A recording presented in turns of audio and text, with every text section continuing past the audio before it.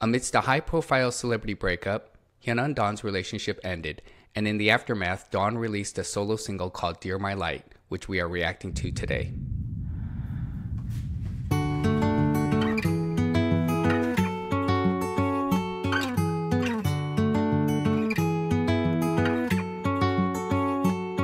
그때 널 만나지 않았더라면 지금의 우린 어디에 있을까? 가장 예쁠 때의 너를 만나서 누가 뭐라 해도 뭐든 견딜 수가 있었어. 빛이 나는 널 위해 많은 걸 놓아야만 한데도 괜찮아. Beautiful. 알잖아, 난 내 전부였던 걸. 나를 저버릴 만큼 행복했어. 괜찮아, 내 모든 걸 잃어도 눈부시게 빛나는 널 볼 수만 있다면 봄날처럼 아름다웠어.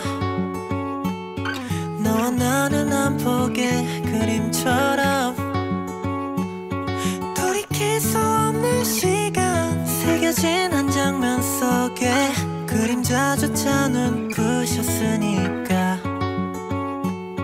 빛이 났던 우리의 기억이 점점 사라진대도 Interesting. 괜찮아. 넌 알잖아, 난 내 전부였던 걸. 나를 저버릴 만큼 행복했어. 괜찮아, 내 모든 걸 잃어도 눈부시게 빛나는 널 볼 수만 있다면 깜깜했던 어둠 속 환하게 날 비추던 너가 보여. 그 끝에 널 만났어. 아무렇지 않은 듯 괜찮아. 넌 고마워. 네가 전부였던 건 세상을 가진 만큼 행복했어. 괜찮아, 내 모든 걸 잃어도 눈부시게 빛나는 널 볼 수만 있다면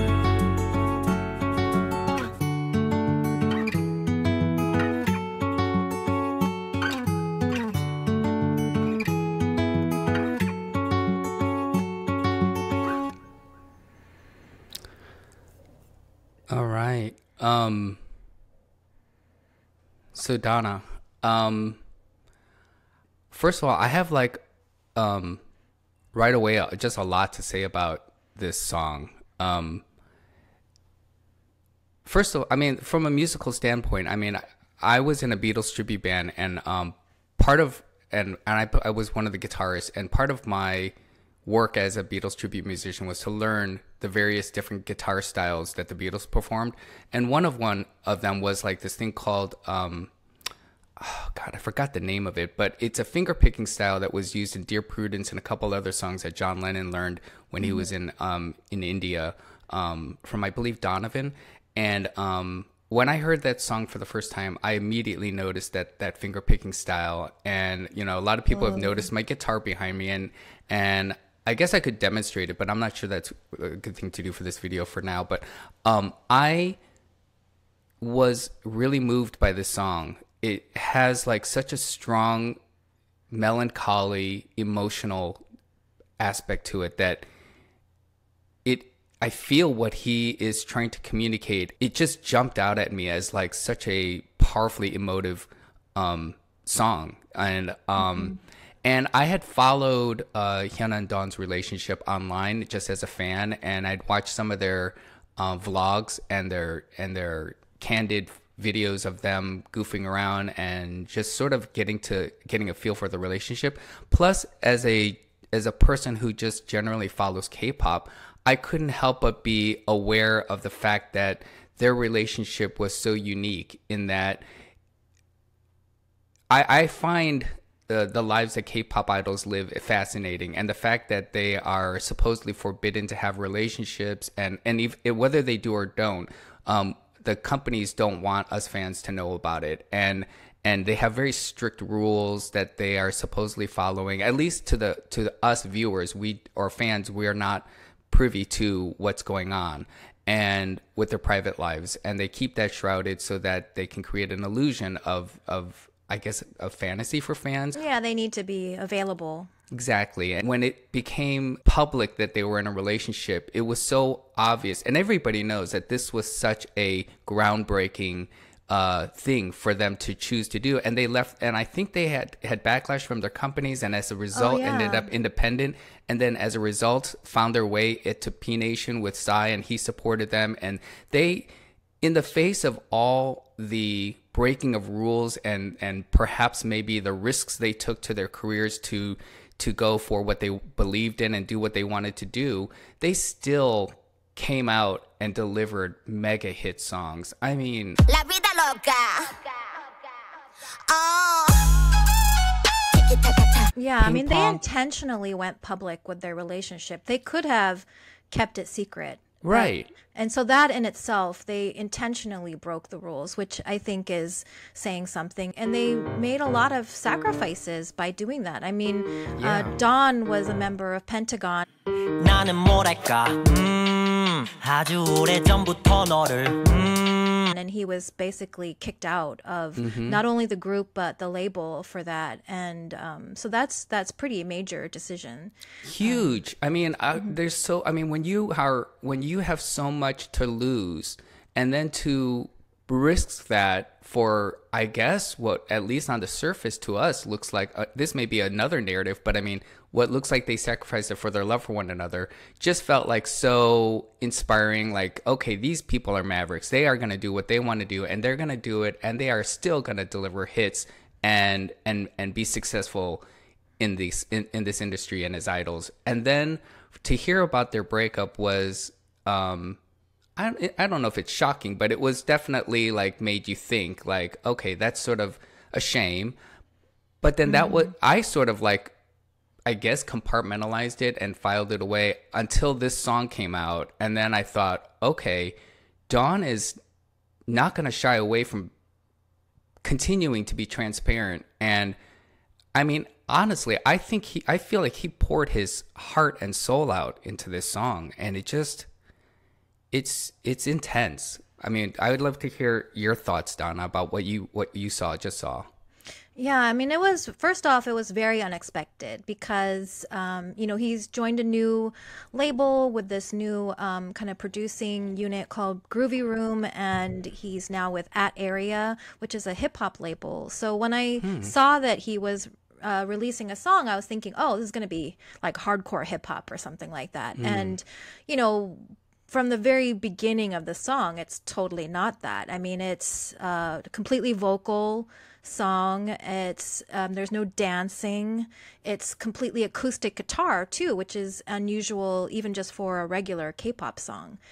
And like you said, it has that kind of very kind of Beatle-esque, acoustic guitar sort of pattern, and it really does kind of tug at your heartstrings. And so I was it's a very simple song, but it's also that it suits it because it's kind of, he's bearing his soul here, so why dress it up with all this like production and things like that. So I think I'd like to also comment on the visuals of the music video. This black and white, dark, gothy kind of like, I don't know if goth is the right word, but it is it's very dark. He again, as an artist, he pushes the envelope. He is bold. He does what he wants to do. He communicates, and honestly, it's really artistic because it just pours everything on. It is so honest, and we asked the question, is this the most honest K-pop song ever? And I can't think of it's just not the standard operating procedure for K-pop to allow their artists to speak honestly, or even write their own stuff. And then for him he's a truly independent maverick K-pop idol, in my opinion. And I'm incredibly impressed by what he did here. And I think it's an important song because of what this may, if no other idol ever does this in the future, it'll just remain as like something that was so different. And if it does trigger like a change in the way idols operate, and we did delve into August D's trilogy, and he too went very personal and very with Amygdala. And so 2023 may become like a year where we see a change in what is normal for K-pop, which I think it's a welcome thing for me.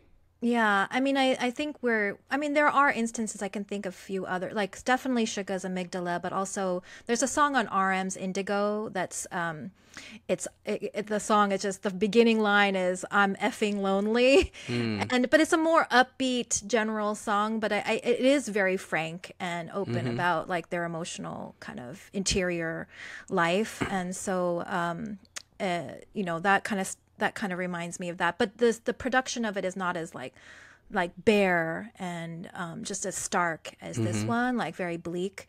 Well, if you viewers out there can think of other examples, please share them with us in the comments, because we don't know all the songs in K-pop history. And I mean, I had one more thing that stood out to me in this video, which was the smoke or the kind of hazy visuals there, and that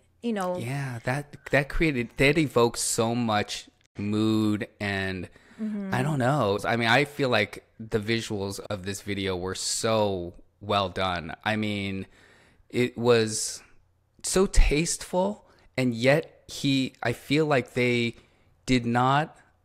were not afraid to express the sentiment 100%. They did not hold back. And they, that image of him hanging, all that stuff evokes some of the most strongest self-harm images that are a very sensitive subject. But, a lot of people would say outright, no, we're not doing that because we don't want to alienate people. But he is not afraid. And I mean, I think the gas and the smoke is definitely a reference to like carbon monoxide. Suicide and that kind of thing, or maybe like being in a gas chamber or something like that.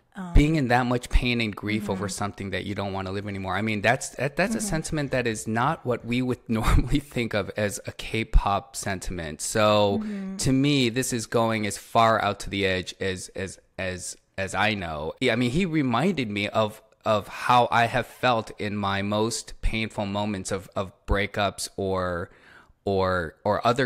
other life grief moments, which you too just recently went through a very tragic event in your life where you lost. I mean, I don't know if you want to talk about it, but you had a major loss yesterday. So if this song can remind me and make me feel those feelings that I tend to want to, I think as human beings we all want to like push those repress those feelings. If he manages to bring those feelings to the surface and allow us to feel them for this 3 minutes, he's doing what a true artist is in my opinion is meant to do. Yeah, I have a lot of hope for him. I mean, he's getting out there, he's taking risks with this song, and he signed with a new label, so I think this is a great new start for him. Yeah, I'm rooting for him too. All right. Well, with that, we hope you all enjoyed this video. And if you like what you see here, please subscribe to our channel. We'd love to have you as a subscriber. And we'll see you all again for our next video. So that riff goes, I think, like this.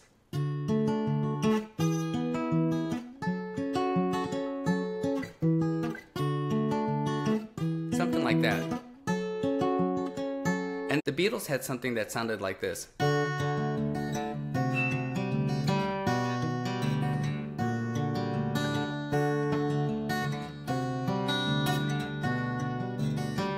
So yeah, it's this finger picking style that I learned. That's such a great chord progression. I forgot about that.